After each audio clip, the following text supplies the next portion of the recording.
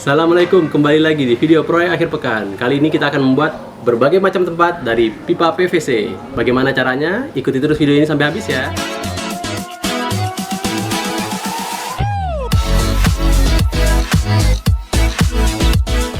Ya, proyek hari ini kita pakai hanya sedikit bahannya ya. Kayu ini dan dua PVC. Yang ini 2 inci, tabung 2 inci.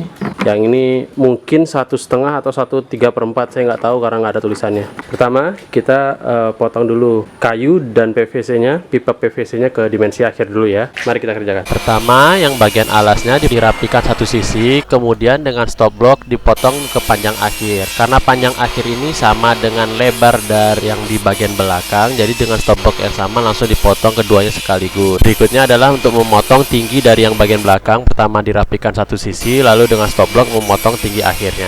Yang tadi dipotong adalah untuk alas dan bagian belakang dari pipa yang kecil, dan ini dilakukan dengan tahap yang sama untuk tempat bagian bawah dan belakang pipa yang 2 inci. Sekarang kita motong pipa PVC-nya ke panjang akhirnya ya. Untuk pipa PVC kita pertama kali kita rapikan satu sisi, kemudian diukur ke panjang akhir, dipaskan dengan blade, baru dipotong. Setelah itu bagian yang terpotong langsung dibikin untuk cetakan bagian-bagian berikutnya dengan tahap yang pekerjaan yang lebih kurang sama. Setelah semuanya dipotong ke panjang akhir, kita set miter saw-nya ke kemiringan lebih kurang 33 derajat. Lalu dengan stop block kita potong semua pipanya dengan kemiringan tersebut. Untuk pipa PVC yang 2 inci karena pemotongannya tidak langsung putus, jadi dilanjutkan dengan gergaji tangan. Setelah itu diukur panjang akhirnya, ditandain, lalu dipaskan dengan blade, dan dengan menggunakan stop block kita memotong 2 kali. Satu sisi yang bagian atas, lalu diputar 180 derajat, lalu dipotong di bagian bawahnya yang sisanya. Dan kita lanjutkan untuk pemotongan berikutnya sampai 6 kali. Kemudian miter slide-nya kembali dimiringi dengan sudut lebih kurang 33 derajat, dan dengan menggunakan stop block dipotong PVC-nya. Karena dia tidak langsung putus, nanti sisanya akan dipotong dengan gergaji tangan. Ini dia hasil pemotongannya. Kalau lihat dari dekat emang kurang rapi ya, karena itu kita lanjutkan dengan pengamplasan di bagian yang belum rapi itu. Berikutnya kita akan merouter di bagian bawah dari masing-masing tempat berbentuk lingkaran. Pertama kali kita lakukan adalah menentukan titik tengah, lalu kita memaku di bagian tengahnya sebagai sumbu putar dari routernya. Ini adalah jig yang saya bikin untuk routernya, itu adalah pakunya, dan itu menggunakan router straight 5 mm. Pertama kali kita masukkan paku kecilnya ke dalam sumbu putar, lalu kita dalamkan sesuai kedalaman yang diinginkan. Kita kunci kedalaman routernya, baru router memutar membentuk lingkaran. Dengan langkah yang sama kita lakukan untuk membuat lingkaran-lingkaran yang lainnya. Oke, seperti ini dia hasilnya ya. Nanti si PVC-nya masing-masing di dalam sini kayak gini. Dan ini sudah jadi, nanti kita amplas baru dirakit. Berikutnya kita akan merouter lingkaran untuk pipa PVC 2 inci. Sebelum kita router, jignya kita pindahkan dulu titik putarnya sesuai dengan diameter luar dari pipa PVC-nya. Lalu kita coba dulu di test piece dan coba di dry fit. Setelah itu kita tentukan titik dari masing-masing lingkaran yang akan dibikin. Setelah itu dilubangi itu sumbu putarnya dengan paku yang tadi. Lalu dengan proses yang sama seperti sebelumnya, kita bikin lingkaran untuk pipa PVC 2 inci ini. Ini dia hasil routernya, dan ini hasil dry fitnya. A few moments later. Inilah semua parts yang sudah kita kerjakan tadi. Semua yang di bagian bawah sudah dipotong, sudah di router. Pipa PVC sudah dipotong sesuai dengan ukuran yang diinginkan. Ya, berikutnya adalah kita mengamplas seluruh permukaan dari kayunya, dan untuk bagian-bagian yang akan terkena lem itu finishing sebelumnya harus hilang sampai habis. Kemudian jangan lupa juga untuk menghaluskan bagian-bagian yang tajam dari pinggir-pinggir plywoodnya. Karena ini PVC yang lama dan sudah kotor, jadi saya mengamplas seluruh permukaannya untuk dipersiapkan untuk dicat kembali. Ya, ini adalah hasil akhir dari setelah semuanya diamplas. Di sini terlihat bagian dalam PVC sangat kotor, jadi sebelum di finishing ini akan dicuci dulu. Langkah berikutnya kita akan merakitnya. Pertama-tama bagian atasnya diklem dulu ke meja, lalu diberikan lem, ditumpuk dengan bagian bawah, lalu diklem supaya dia tidak lari saat disekrup. Sebelum disekrup kita pre-drill terlebih dahulu dengan bor 3 mm, lalu baru disekrup. Setelah disekrup, kita buka klemnya tadi, lalu dilap lem-lem yang keluar dan dicek sudutnya apakah pas 90 derajat atau tidak. Lalu dilakukan langkah-langkah yang sama untuk perakitan berikutnya.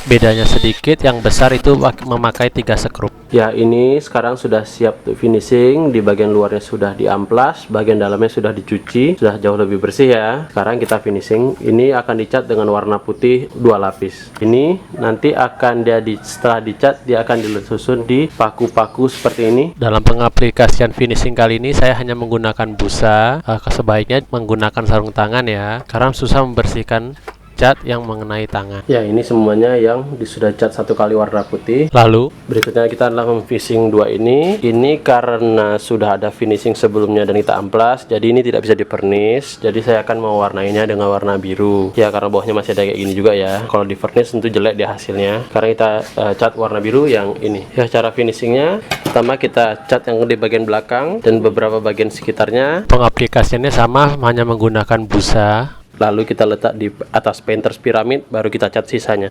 Karena supaya bisa langsung semua sisi tercat ya, tanpa harus menunggu cat sebelumnya kering. Ya, ini yang terakhir, karena ini finishing sebelumnya adalah di vernish, jadi kita vernish kembali ya. Semoga hasilnya bagus, doain saya. Langkah pengerjaannya sama seperti pengecat yang warna biru, dan sama-sama diaplikasikan dengan busa. Sebenarnya untuk yang solvent base atau yang varnish seperti ini, menggunakan busa membuat busanya itu hancur, tidak bagus. Jadi kalau bisa menggunakan kuas biasa lebih baik. 24 hours later. Ya, ini semuanya sudah siap di finishing. Sekarang kita tinggal menempelkan pipa PVC-nya ke kayu. Kalau yang terbaik sebenarnya adalah kita memberikan lem ya, pakai lem jadi permanen. Tapi lem yang terbaik yang digunakan adalah lem polyurethane atau PU, karena dia bisa mengembang, jadi dia mengisi gap-gap kalau misalnya dia tidak pas lah ya, agak longgar sedikit. Berhubung saya tidak punya lem PU, jadi saya akan melubangin di bagian atas ya. Jadi nanti si PVC nya akan dilubangin di bagian sini, bagian tengah-tengah dari belakangnya, 1 cm dari atas itu dilubangin, dan nanti akan disekrup menggunakan skrup yang pendek seperti ini ke kayunya langsung ya. Jadi pertama-tama kita tandain dulu, ini sudah ditandain. Berikutnya adalah kita bor seperti ini. Sudah terlubangi, kita ambil satu ya, kita letak yang di tengah aja dulu ya, seperti ini ya. Nanti ini kan kita, jadi kalau mau di pre-drill sedikit, kita sekrup dengan sekrup yang pendek ya, jadi supaya nggak tembus ya, seperti ini. Ini mungkin lebih kurang ukurannya 0,5 inci. Jadi seperti ini ya. Sekarang kita bor dulu semuanya, baru kita pasang.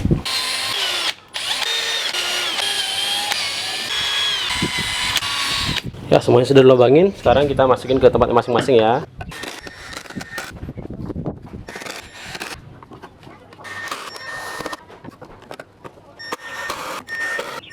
Ya, selesai juga lah proyeknya dengan pemasangan skrup tadi. Keuntungannya kalau dia di skrup, ini bisa kita buka. Jadi kalau sewaktu-waktu di dalamnya kotor atau berlumut karena misalnya sendoknya masih basah, kita letak segala macam, bisa kita lepas, bisa kita bersihkan, atau bisa kalau misalnya sudah memudar si catnya, bisa juga kita cat ulang. Ya, bagaimana tidak susah proyek kali ini ya. Ini semuanya dari sisa-sisa proyek yang sebelumnya. PVC-nya dari waktu saya renovasi rumah, kayu-kayunya baru dari proyek-proyek yang lain.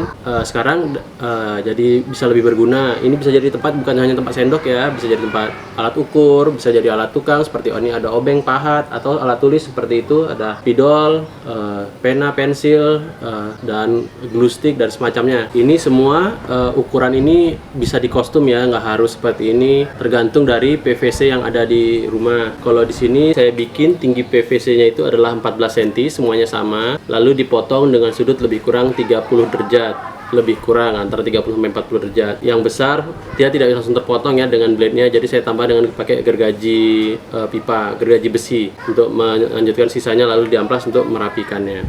Kalau saya membuat proyek seperti ini lagi, saya sepertinya akan, kalau misalnya dia berwarna, saya akan pastikan dia diberi dempul dulu ya, karena ini ada, bisa dilihat di bagian sini ada yang bolong-bolong, di bagian atas juga ada yang bolong, jadi di finishingnya kurang. Dan yang kedua untuk yang pernis, saya melakukan bukan kesalahan lah ya, saya mungkin tidak tahu, saya menggunakan busa untuk mengaplikasikannya. Ternyata kalau dengan solvent base, ini kan solvent base atau cat minyak, busanya tuh rontok. Jadi kesel saya pas finishing itu karena busanya tertinggal, saya bersihin lagi dengan kain, diaplikasikan ulang, jadi kerjanya lebih banyak lah ya. Jadi untuk yang misalnya dia memakai pernis atau pakai cat minyak, kalau bisa tetap menggunakan kuas. Oke, sekian saja video kali ini, semoga ini bisa menginspirasi untuk menggunakan bahan-bahan sisa yang ada di rumah Anda, terutama kalau ada PVC bekas ya. Ini PVC nya 2 inci dan ini mungkin 1,5 inci, karena sekarang nggak ada tulisannya, saya nggak tahu ukuran pastinya.